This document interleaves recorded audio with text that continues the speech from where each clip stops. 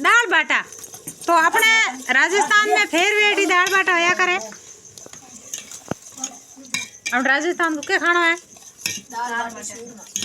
तो ये आज मैंने बना दिया है दाल बाटी चूरमा। और दाल बाटी चूरमा आपने किस किस ने पसंद है भाई थे तो कई करी बनाओ दाल बाटा ठा को। मैं तो पहला दाल उबाली के बाद में दियो मैं तड़को दियो मतलब ई देगड़ी में कोई के बगार दियो कोई के समक्यो हूँ तो कहूँ तड़को दियो क्योंकि मारवाड़ भाषा आई है कि तड़को दीनो तड़का वाले तेल को तड़को दीनो। हमें हूँ बनाऊँ दाल बाटा दाल हिजे पड़ी हिजे बाटा पहले पानी में हिजो उपरांत पसई में इमा ना खोजो हिज बेगा कासा को रहनी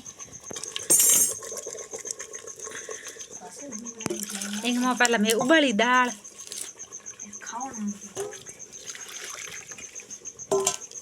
अरे क्या सूट हो गया मैं ना ऐसे भी